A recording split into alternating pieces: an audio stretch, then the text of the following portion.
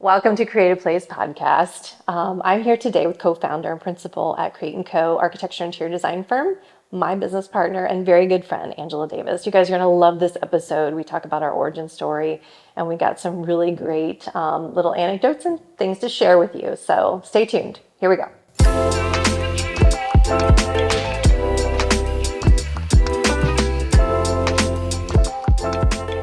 Hey, Ange, thanks so much for being on the podcast today. I love the fact that we're going to talk about CREATE+CO, our company. And of course, I want to talk about you and a little bit of your design journey and how we got started and then kind of where we are today. I think it's time that the public knows a little bit more about some of the nuances behind our history. Yeah. Some of the adventures and some of the great stories that brought us here. So thanks so much for coming. Yeah. We've been together a long time. 20 years this year. We've been designing together. Yeah. 18 years in a business of our own. So I guess what I'd like to know most of all is what brought you to this? What prompted you to go on this journey with me and start a firm? Well, I think it's pretty simple. Like I found someone I think that was as crazy as I was to get into this. And, your point of view really struck me. So, we met back at a prior firm, a firm that had been around for a very long time, had an excellent reputation in Tampa, had done all these wonderful full service projects in the tenant arena and all of that. And it was there was just so much happening in that firm, right? And it was fun. Very early on in my design career, this firm allowed the opportunity for me to get in front of C-suite people. I was 2 years out of school. I don't even know. That was crazy. Into the fire. Yeah, they literally cast me in and said, okay, just run and see what happens. And I remember meeting with, heads of law firms, and I'm sitting there thinking, I am this young kid. What am I doing sitting here at the table with these folks? And, so very early on, I was given these opportunities to really, expand sort of beyond just design, the people side of things, and seeing like what made certain people tick. If you had a really, specific attorney or the head of administration or an HR professional. And so I got to learn a lot of things very quickly. And I always said that I would stay at the firm until there was just nothing less left to learn. And in walks you. We were getting ready to hire another, designer and project manager. And I remember very distinctly interviewing with you and the owner of the firm. And, we gave you like a schematic test and ran through a litany of questions. I thought, wow, this girl's got it going on. Like your diverse background of being an entrepreneur and having your own market and doing all this stuff with Raymond James and planning. It was more than just design. And to me, that was exciting. You're an excellent designer, but it was all the other personal things and just your zest for wanting to do more and get more involved than just face value design. Yeah. And so I was like, oh, this girl, like, I'm going to stay. I need to stick around because we were ironically both interviewing. You were obviously interviewing. The same week, I think. Yeah. The owner didn't know. I was like, I think I might need to explore some opportunities. So I decided to stay because of you and because I felt like there was something more here. And I thought this was a new level of energy that matched mine, that we could go do cool stuff together. Yeah. And we ended up winning. And we did. Tons of projects. Yeah. So much so that the owner wanted us to buy the firm. And we had that opportunity, but it didn't work out. We weren't ready for all that. We were still some young girls. And so she sold the firm to a developer. Yeah. And he had a lot of aspirations, a lot of companies, and we were just one of those. And very vertically integrated. Yeah. Yeah, had a lot going on. Yeah. Not sure they knew how to manage and run a design firm. So. No, I think we were fun for them. They thought it was like, ooh, having an architecture firm is cool, huh? It's good to have in your back pocket when you're a developer, right? Yeah. And, it introduced us to some multifamily markets and some residential, which was really exciting at the time. But just leadership wise, it wasn't the right fit. And I think you and I found that very quickly. You were really the managing partner of the firm at the time, and we were really moving and grooving and really exciting projects going on. And they just weren't connecting with where we were taking the firm. Yeah. It was challenging. It was. Kind of fighting for what we needed and for us, for ourselves and for the team and for the firm. And It was always a battle. It felt was, like, yeah. And always trying to get what an architectural point of view was and not compromising. There were a lot of compromises that were being asked on how we would approach design, how we would approach the team. And you and I felt, that was really just not what we were comfortable with. Yeah. And so we made some hard pushes on some things. And I think that maybe female leadership wasn't well received by the group. As you well know, the idea that we were able to kind of cultivate these big projects and amass a really good reputation for the firm. And in the second breath, they decided on the street corner to let you go. Yeah, that was awesome. I love that our studio, we had a great loft studio, and that was awesome, but we had one conference room, and you were in there with one of our biggest clients Yes. that we had to date, and was just starting that project. So that was super exciting. And I thought I was having a little accounting chat on the sidewalk outside, because we didn't have the conference room to use. And lo and behold, they didn't think I was part of the future of the firm. So that was awesome. I mean, I think people probably think I'm crazy when I say that, but I feel like everything that has ever happened in my life, and especially negative things or challenges, or things that are perceived as failures, are actually so much part of the story. And if they had not done that, we might have not taken this little adventure that we took. And so Agreed. I hate to say it, but thank you to them for doing that and spurring all this on, 18, 20 years later, because it's 1,000% agree. It literally was a blessing at the time. As you know, I was very stressed did not out. feel like a blessing to either of us at the time. But I think it was literally the catalyst that launched us to decide to do things in a very specific way. Yeah. And to lead by example, and to lead a team of people that we trusted. And to not second guess how, you empower the team to do the right thing for your projects. And so. And you listen to the team. You do. Which we weren't really heard. Right. It was a very volatile time for us too. I was 2 months pregnant. So, where I thought there was gonna be conversations of maternity leave, there was not. Yeah. So I know it was funny because I know we were, in the middle of just renovating our house. I just found out I was pregnant a couple months ahead. We had some great projects. We were busy. I mean, we were cranking. And so this was like such a wrench that was thrown into everything. It was. So of course I did what I thought needed to be done, and we started our own firm, which was an adventure in just those few months between when I started that and when you joined. I remember calling you and like, we got this. It was the next day.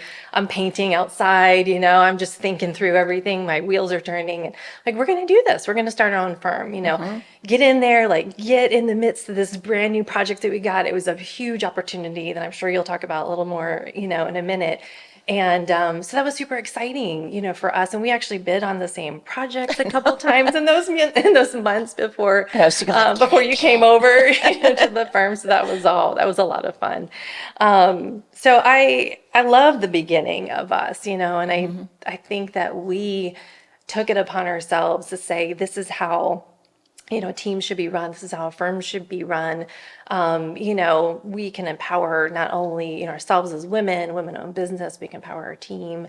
Also to do this. And to do it in a way that we feel proud. And that we take care of our clients, which we we're kind of fighting a little bit.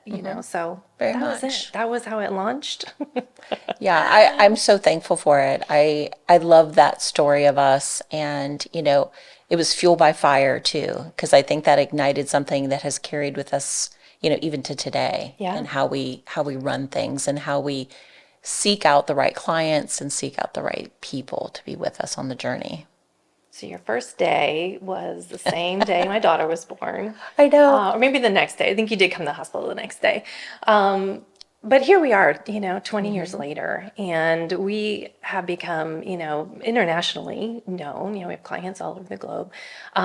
Workplace strategy, we're workplace planning experts. We do some really bold designs that are very client-centric. I think we get a lot of compliments on that, I think very clearly to me, I hope you agree, would be a project that we worked on. It was in transition when we started our new firm. It's called COP Beverage. So COP Beverage does all of the generic sodas. So everyone's had one of their sodas. I challenge anyone not to have them. Colas, Check. name it. They invented Yeah. RC. So that project was extraordinarily unique in that the leader at the time had done a lot of work in Asia. And this was a very tenured company. They were very solid, very stable, had a very long history of people staying forever with the firm. When you walk Manufacturing background. manufacturing, Steady, yeah. so, it's very steady Eddie kind of folks, very dedicated to their jobs. And they were trying to take culturally and the business to another level. And so this executive came in who had some very big ideas and very exciting, very, still to this day, probably some of the most dynamic ideas I've ever heard. Sure. And so one of the ideas was to sort of level some of the silo culture that was happening. Things were very workstation oriented. There were C's and C's. And when you walked in the manufacturer, the corporate headquarters, everything looked the same. Everything was tan on tan. Other than their logo on the wall, you would have no idea what they did, who they were, anything about their people. Yeah. And he came in with this like soul on fire experience of like, let's really bring people together. Let's level the playing field. So this was 22, 23 years ago. And Tampa's a fairly conservative market. We have a lot of, very conservative Still firms. working on that. Yeah. He said, I don't want a single private office. Do not give me one. I want all my executives to sit in the middle at sort of this hexagonal table where everyone can see and look into the heartbeat of the organization. I want them to see my face every single day. And we were like, oh my God. Knights in the round. This is crazy. So, the part-time worker or the, guy that's been there for 30 years can see reactions on the CEO's face and see how the company's doing. And he felt based off his experience, this was going to really unite the culture.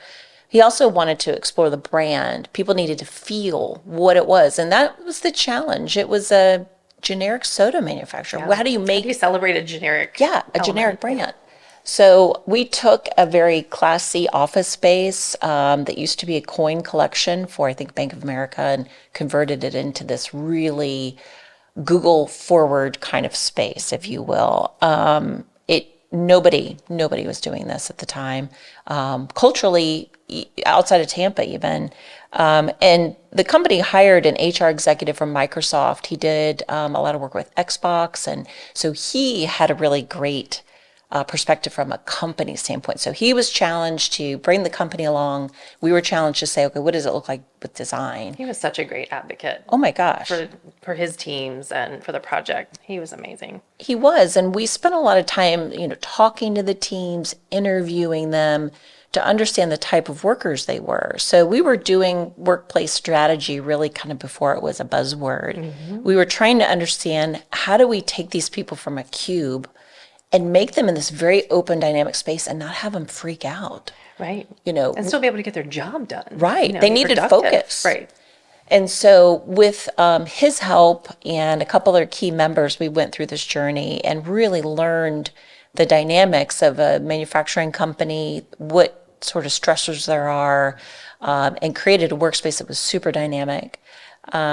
We did some things that were, slightly Asian influenced because of this C-suite folks. We also did things where we took test tubes that were what you blow into 2-liter bottles, and we used those. We shredded cans. So we did things that were of the brand and applied them in a unique way. Celebrate their product. We did. So now we knew their new corporate headquarters actually spoke to who they were. They were. What they did. And the space was wildly received. We even had some local students that were artists come in and do some mural work, and we did this huge challenge. It was a very kind of culture rich just build out. Like everybody was involved, and it was a very successful thing. And so strangely, that project, little old project here in Tampa, we were working with it, had designed it at our old firm, and when we decided to build our own firm, the client said, hands down, we're coming with, we can't stay. You've done this, like nobody's here to take this forward. So And we timed it so that, it was Right. in construction. It was kind of, a little bit more on rails and you can just take over CA. it was Construction clean. administration and management. Yeah. Yeah. So, So we were really sensitive to that. we were, and we were still working with some of our old teams. So we were sort of parlaying both sides to make sure the client was well handled. Right. Because we didn't want it to be a disruption to where they were.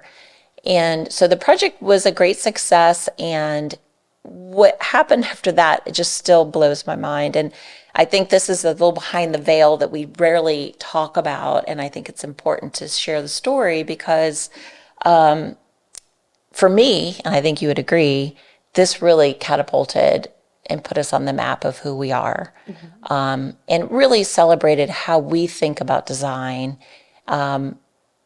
way back when. And it's funny that now post-COVID, the world is caught up to our point of view. So I'll try to make the story brief because we know it's good. There's so many nuances to it. But what happened after COT was complete is I got a phone call. It was on a Friday late afternoon, and a guy said, "Hey, one of our CEOs was in your space in Tampa, and it was a really cool space, and we are doing some work with him, and we'd like to talk to you. His name's Mike Duke, blah, blah, blah, blah, blah." And I was like, okay. And so I listened to this voicemail, and I was at home by then. I think it was about 6:30. And I was like, Mike Duke, that name sounds so familiar to me. Why would I know that name? And my husband was sitting on the couch. This was 2007, by the way. Yes, Just so, right. let's put this in perspective. Yeah, true. And so my husband was sitting there, and he Googled it, and he's like, I think you had to call him back. And so I called him back, and I was like, hey, and just explain, I'd love to meet with you, talk about what you're looking at, blah, blah, blah. And so, anyways, he called the next day and said, hey, I'm heading up I have a 100-person architectural firm in Bentonville, Arkansas. We do all this work with Walmart. And I'd like to fly in and see the project. Could you meet with us? And I was like, yeah, of course. Dog and pony. I mean, it was a case study at this point. It was really forward design thinking. And we really had no clue what they were coming in for. So you and I were like, okay, let's put together a presentation. Let's explain the design process. We brought in the GC and all the people that helped with the project. And we did a dog and pony walkthrough of the space. We talked about what we did and why we did it and kind of the cultural aspects of it. Did a little lunch and a tour. And, I remember very clearly talking to the head. They brought in their architectural team. They brought in the head of real estate. They brought in Lippincott, their global ad agency. They brought in their facilities team and I think a couple of their GCs. And it was quite an entourage. I mean, it was a giant entourage, and at the time it was really you and me. Like you and me. we were barely a firm. We were 2 months in, maybe, I think, to starting the company. And a babysitter, right down the street for just that meeting. It was very new. Yeah. Everything was just, we were just being us. And, I remember walking over to the head of facilities at the time and said, hey, I'm so glad you guys came. If there's anything we can help you with, fact finding, I will share anything you need to help with your journey. Because we weren't really sure what they were doing yet. Yeah. Right? They just sort of were wanting to investigate. So I think they called the next day. Is that right? Yeah. And said, hey, can you guys come to Bentonville? And we were like, okay. And you just had a baby, so you're like, Ange, sorry, you've got We also had projects. Oh yeah, we had locally. a lot of our own projects. COT still wasn't completely done, and we had our building accounts. We were able to take, or not take, but we had a lot of clients that followed us into our new firm. So, we did. So yeah, we were busy at home, and in more ways than one. Yeah, very much. So you're like, you need to go. Go, yeah. And so I flew into Bentonville. I think, like 2 days later, and basically landed, I think about 8 or 9 o'clock at night, and walked about 1 million square feet of Walmart's headquarters at night, and was able to sort of get the lay of the land. I saw Mr. Sam's office, which was super, super cool. It had been very much preserved at the time, and it was just such a neat way to feel like you could kind of go back in history and see what that was about.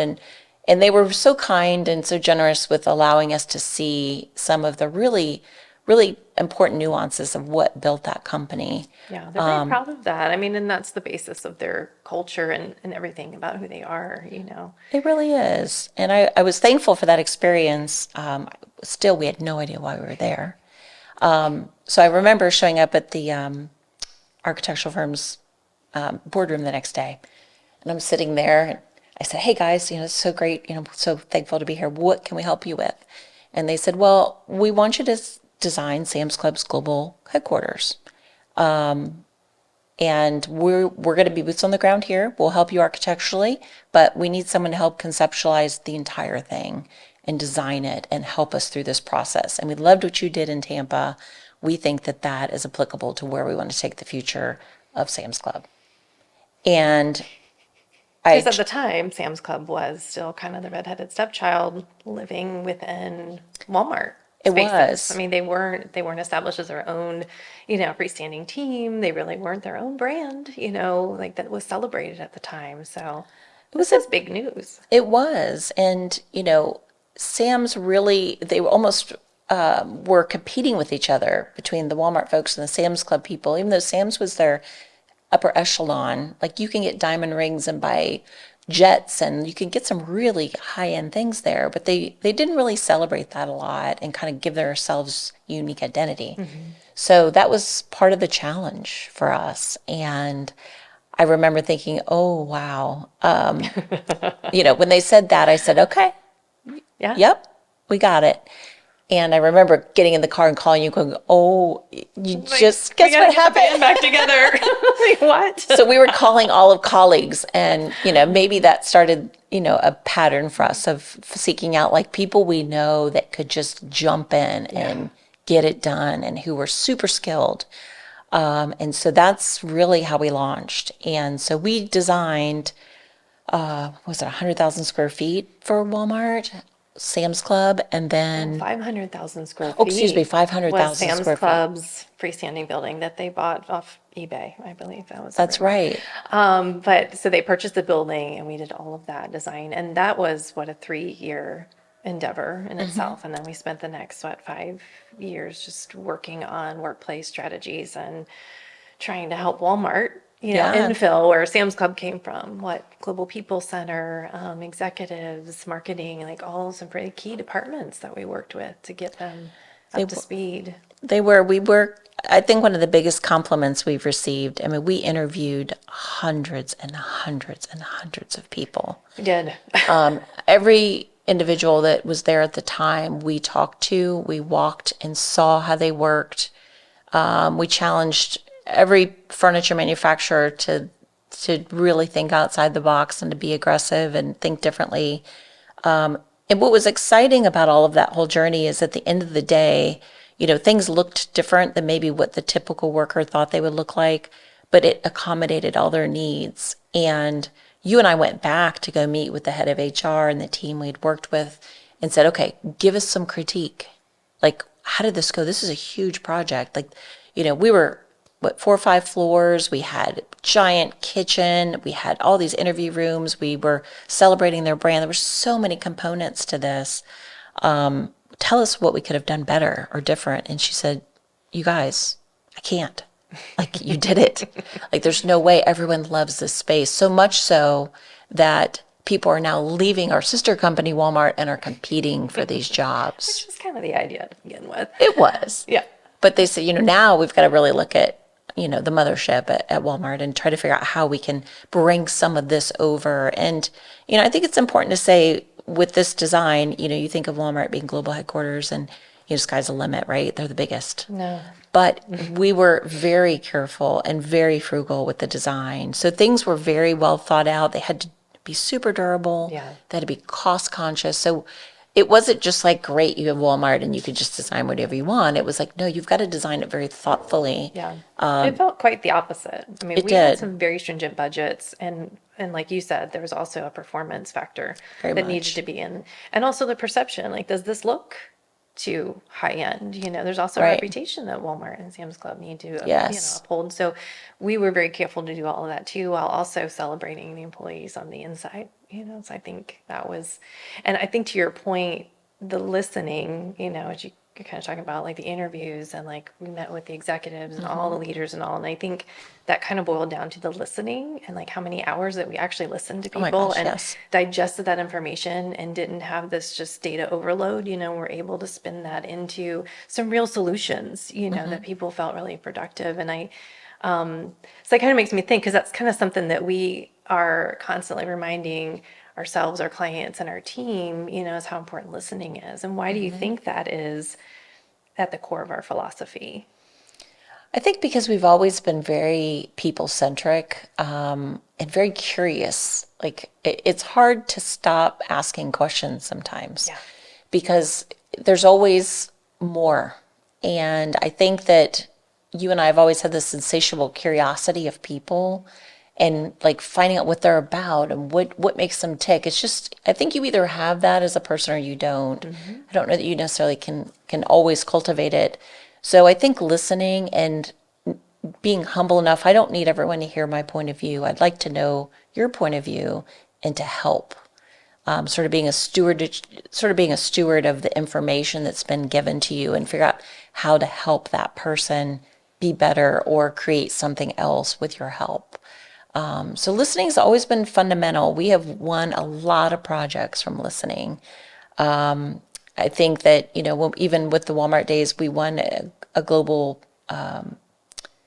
technology division. And one of the things that was said is you are a really good listener. You've been very well dialed into this project. And we were up against some very, very large architectural firms, ones with few initials. So we won it over them. And I think because we listened and we really took the time to get to know the people and didn't prescribe a kit of parts of things, we were really trying to understand what made the company tick. Yeah.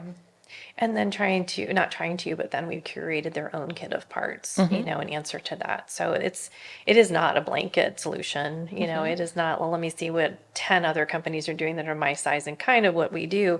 It's dialing into what that company is all about and what that company, what the people are too. And we'd be remiss not to understand what the people do. I know there's Yes. definitely design that happens, with some consideration of that, but on also assumptions that are made. And I think we usually kind of buck the assumptions and really dig in to see what the true nuances are. Like what's really going to make you, that much more productive or give you a better sense of well-being and belonging, in your space. Your It's company. true. I think you and I have always kind of unofficially coined the phrase of like, we'll go in and listen to people what they say, but then we want to listen to what's not said. Yeah. And we want to go see what they just told us. Because I think a lot of times designers fall into traps where they design what people say, and sometimes they're projecting the future of themselves or who they think they should be or should say or what their C-suite wants to hear. A lot of times it's not the reality. Yeah. There are piles of paper or other sort of things that haven't been accounted for, or the reality of how much stuff they need to accomplish, around them in order to get their job done. So that listening and observing piece is super valuable, and I think has made us successful over the years. Probably why we're known as a rescue firm in some ways. Yes. I was just going to touch on that. Do you have any rescue stories you could share with us? Because I know that we have garnered some projects under yes. some unusual circumstances. So share a little bit. Yes, I think you and I, till you sit down and sort of think about this, it's funny because you just do what you do, but realizing how many companies have come to us after they've had another team in place, but find that the team is not getting the results that they're hoping to achieve, not really listening. I think that some firms, and I'm not picking on anyone, but it's just the way a lot of architectural firms work, is they sort of want to prescribe a philosophy or get someone to an end result or push them towards a trend. And I think that they sometimes miss the nuances of not listening. Yeah. So, And they could be a lot of times they do it, out of a sense of, well, this is the research I've done, Sure. this is where we think we should go. So I think it's a very informed decision. Oh, yes. But I think that where you're going is that there's the nuances I think that they kind of glaze over because they're just, about getting the program information, applying, some of these tactics or some of this research that they've already done and sort of miss that little extra step. And we wind up spending a little extra time, especially on the programming side, to kind of dig in and to see, what's really happening, like you're saying. So. And the reality of it too is that when you own a design firm, there could be directives that ownership gives their team to just get it done quick, make it the norm. And I think we don't ever go into a project like that. So, one of the projects that, one of our first rescues, I would say, is a company called Vaco here in Tampa. And really, I can't even speak highly enough about them, but they're a staffing firm and super, talk about dynamic, unbelievably dynamic type A plus plus plus plus plus personalities who are, wildly diverse and wildly funny and charming and just everything. And so I remember meeting them and going into their space and had the funniest first meeting. And Bradley, you know who you are. And when we first met and they described the company culture and their business and how they celebrate things together, and they had a gong that they would ring and like just do all these crazy things to really celebrate a win or a victory, or, they even had punching bags when things were going wrong. Mm-hmm. And we walked into the most vanilla office space I've ever seen in my life. Everything was tan. And I looked around, I was like, what in the hell are you guys doing? And they just said, we don't know. We don't know anything. You need to show us like how this space could really support what we do. And so when we met with the team that had been doing, we were lucky enough to go to one of the first meetings, and they'd been working with a space planning team to do some layouts of the space. And it was a challenging space. It was very contained. Mm-hmm. So you had to make a most out of everything. And tiny. And the floor plan that was shown was very typical. Typical office, not a lot of pizzazz. There really wasn't the dynamic of how they meet with their interviewees and their clients that come in. And they'd explain to us, when people come to interview for jobs, it's a kind of an emotional thing. Sure. They're usually on their lunch hours, it's behind the scenes. And so disarming their clients so that they feel comfortable is really important to them, and feeling connected. So when we saw the floor plans, we were like, oh boy, that is not it. And so kind of tactfully trying to like slide another piece of paper across the table and say, well, could this be it? And showing something that was, more forward and more... just a harmless little napkin sketch, it was, if I remember. It was. And the client literally almost jumped on top of the table and said, Angela, that's it. And so realizing that the team that was in there was doing a good job. They just weren't listening hard enough and weren't taking the extra time to probably dial into the nuances of that particular company. Yeah. I also think that a lot of firms aren't comfortable with the unknown of more tenacious companies. And when you have a client that's not the typical corporate client, sometimes they're nervous. And we embrace that. I think we've always really made those clients feel comfortable. Yes. And so they tell us probably too much, so we know a lot very early on. You have a very good knack for disarming clients.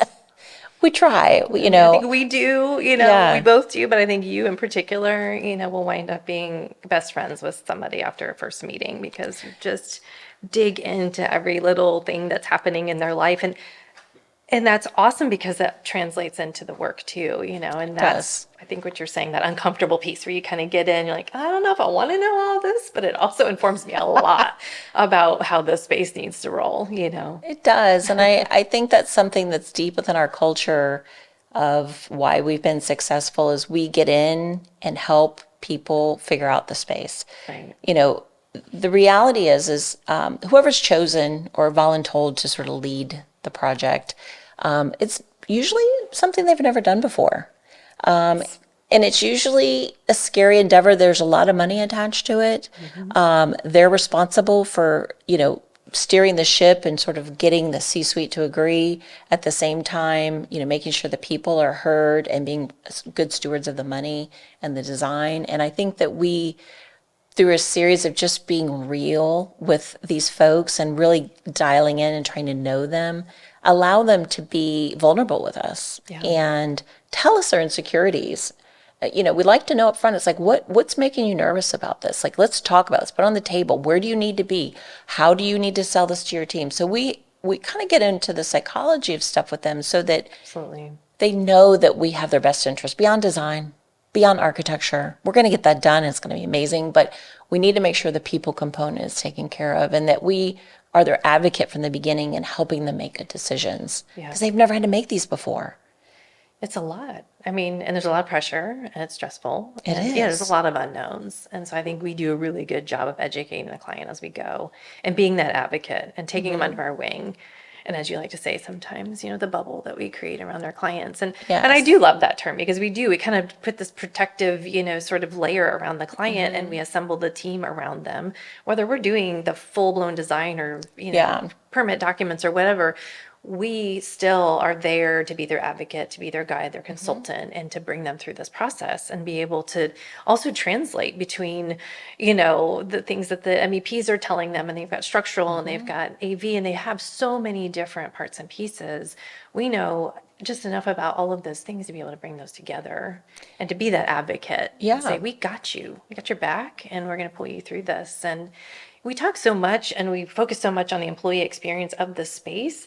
I think a lot of people often forget about the experience of the project too. And I think that's something that we really dial into because it's a long process. It could be 3 months, it could be 3 years, that we're working on this project with someone. And I think it's important that they feel like they are excited about it. And we kind of have to try to, and sometimes the battle to maintain that level of excitement and, keep their trust and get them through all of that. And I think that's just such a big part of who we are, and us in particular being involved, and making sure that those expectations are met from their experience all the way through, the design. Yes, very much. And how do you feel like we are strong in that piece of it? When it, because we're very involved in the front side, but we also stay very involved throughout the process. And that's kind of by design and why we've stayed small, right? It absolutely is. I think a big reason for that is we stay boutique by design. That was really the reason that we created Create and Company, is that you and I wanted to actively be involved in every project. So clients have our cell phone numbers, our business cards, you have direct access. And so that way, from start to finish, it's not as if, a larger team comes in and sells a client and then they hand it off. We are there to the day we start to the day we end. And that's really for us, I think, proven itself over and over again. Even Vaco that we talked about, we've since done, I think, 2 or 3 renovations for them. And they are friends, like hands down, we are buddies forever now. We do golf events, we do, cocktails with them. Wait, let me just clarify. We don't do golf events. We do their golf events. We do. We are the golf event. Dress up and do their bar cart, and we have a lot of fun with them and their clients. So it's an event. It's an event, and it's also just that closer relationship that they become friends, and we support them and want to be a part of, of their world and their success, even outside of their space. Right. That we have this relationship, outside of design, We do. You invest energy into people, and I think that that's different. Sometimes we have a hard time leaving each other at the end of a project. We joke that it's like breaking up with like a breakup, a ex-boyfriend or something, when we were younger, because you spend a couple years day to day talking, seeing each other. If that person's kid was sick, that, the HR person left and they're hiring someone, it's a stressor. So many things. When their CKOs are, when they're going to be out of town. It becomes this relationship that's much more dynamic than I think most firms have. And that's where, 95% of our business is repeat. We really somewhat are a sleeper cell in some ways in that we don't do this heavy hardcore advertising because our clients are so good to us. Yeah. They keep coming back or they refer us. Yeah. One of our favorite clients is a lady named Claudine, who was the executive assistant at Assured Partners in Orlando. We did a huge project for them. Wonderful, wonderful insurance company. Moved them out of kind of more of a corporate office park into downtown, really beautiful, elegant space. And she was our go-to. And so every day we talked for a couple years about, the coffee machine and how people are going to use their coffee and the plant service. And we talked about, let's make sure this placemat works right for with these dishes and the things, does the lighting level right? We did art placement together. So you were in the weeds with this person. And, And it's soup to nuts, like you're saying, like those oh finishing yeah, things. But we also built a grand stair for them. We did a massive, study of their workplace strategy and, strategize on the furniture and how they were yes. working and the processes. And yeah, we went through a lot with Claudine. We did. She became a big And she was the fan. facilitator, getting us in touch with all the right people to make good Right. decisions. And, she made it easy for us and we made it easy for her. And so it was such a great working relationship. And since then, she has moved on to another role, which is really exciting. And she has since referred us to other people, just because she knows the level of care we're going to give them. Yeah. And so she's a VIP in our book, and she has continued to share our story with other people. And that's the best compliment of all, isn't it? When your client is literally sharing the story of Absolutely. you Yeah. to their friends. I mean, come on. Trying to, yeah, talk about our story and how we work and, and bless them for doing that, and we can jump in and we can help them with the details, but, at least they're bringing us to the table, which is awesome. They are. So and she is such a good fan, has been great at referring. And I mean, most of our work comes from, friends, family, colleagues, of our clients, or just clients coming back because they have, and our specialty sort of has become, being part of the transformational process, not just we need to make space transformation, but we're at a crossroads, or we're at a big growth, phase, or we're changing, or we're rebranding, or these things that are pretty major for our business. We like to get in there, and not only are we helping guide them through those things, we may not be doing all the work. We may bring them in a marketing person or graphic person or somebody to help out with those things. Hence, we're creating this cocoon around them. But at least we're there to help them with that. And then, we can make sure that they get that. And it's a lot of trust. I mean, there is a huge level of trust, that we work really hard to cultivate in those relationships. And a lot of it is the transparency, and just being able to be there for them, just taking the call. I had a client It once is. tell me, I'm not a mushroom. Don't leave me in the dark and feed me shit. And I thought, this is the most brilliant thing I have ever heard.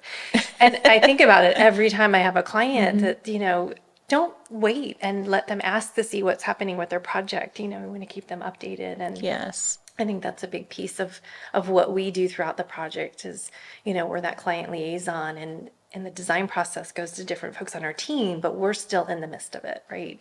It is. And so how does that play in, is that the ultimate goal, that we stay involved still? And I think that the answer is yes. It is. And it's even a post-care thing. I have clients that call all the time and still see us as a resource. There may not even be a project involved, and they just know that we know, or we can connect them and help. Yeah. And so that's a huge compliment. And I always want our clients to feel that way, that we're always, available to them and always thinking about them. And that they know that we have good judgment. They're going to take our lead because we've steered them in a good direction. Yeah. So it's a lifelong advocacy for the people that we meet. Well, I love it. I mean, we enjoy what we do, and we love our clients, and I'm excited about what's coming in the future. So when we're talking about design and projects, we do residential, we do select residential. There's a waiting list for that, just so you know. And then we also do hospitality, we do restaurants, we've done breweries, we do a lot of different types of projects, and have done, we've run the gamut over the years. And so I feel like that background that we have in the hospitality and residential and the other things that, we may not focus on at the moment, does that help us, now and throughout our history and in the future, focus on the types of projects that we're really tuning into, kind of as we ride into the approach of year 20 with this firm, so basically, what of those things, do you feel like really fuel us and give us kind of a little more of an edge on, being an industry leader in design? And then how do you think that that's going to fuel us in the future and kind of take us into the sunset? I think that's a really good question. I think that we have such an awesome history and so much diversity that it allows us and kind of empowers us to be more of that inspirational advocate for the client. Some of the projects we're working on right now, some clients have some big visions to create a new brand, and they don't know what it looks like yet. And so the hospitality background that we've always had this really rich sort of hospitality forward design approach, even in our corporate work, has helped with that. But we also understand the mechanics of like the tenant improvement side. Like, what does it take to get a lease done? How do we get all those parts and pieces with the broker and the lease and the GC and things going? So we've got so much of that behind us that the advocacy for the client and allowing us to really be there for every aspect of the project is becoming more of the future. We can still do all the construction drawings and all of that stuff too, but our strength really is that larger thought process. A client's like, hey, this is what I want it to look and feel like, but how do I get there? Yeah. And our rescue projects have helped us sort of build the language to help someone come from a place that they're not quite comfortable with to something that makes the whole thing come to fruition. Sure. And so we're seeing a lot more of the larger inspirational, thought forward kind of projects going forward. We still love all these breweries are so creative, and you guys know who you are.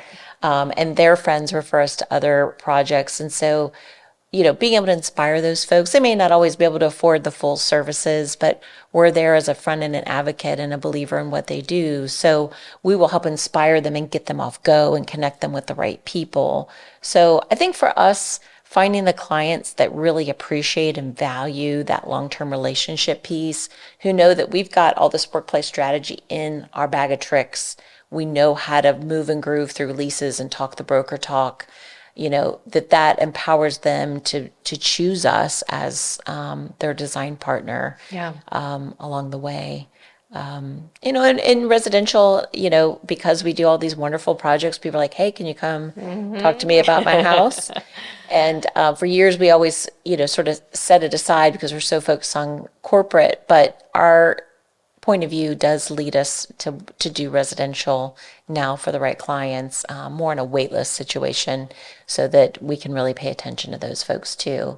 But corporate's always going to be the sweet spot. We love corporate headquarters. If you're in that, 25, 50, 75,000 square foot range, we love you. Yeah. Come to us. We will embrace you and walk you through that. And we won't make it so scary. We work hand in hand with building owners and the brokers and the GCs to really become a strong team to support you the whole way. And our team loves that. We're really good at it. It's not going to look like any other space you've ever seen. And if anybody goes to our portfolio, nothing looks the same. Those are all client spaces.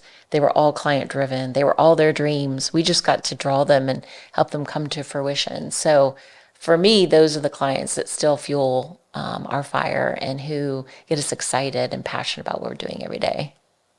Mic drop. I have nothing else to say after that, my friend. I love being on this journey with you, and I'm so glad we got to do this, sit down, and I'm sure we'll do more again.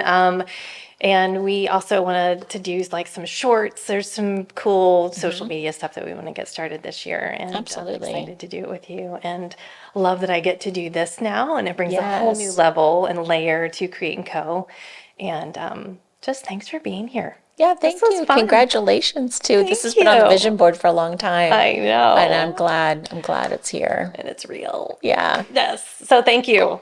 Thank you for joining us, and hope to see you next time.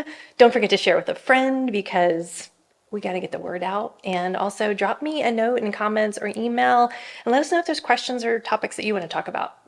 And we'll get right on that. So thanks. Thanks so much for joining us. I hope you enjoyed this conversation I had with Angela. And don't forget to share this episode and the show. We want your feedback. We want to know if you're watching. We also would like to know what you want to hear about, if any questions or any topics you'd like us to get a little deeper into. And we look forward to seeing you next time.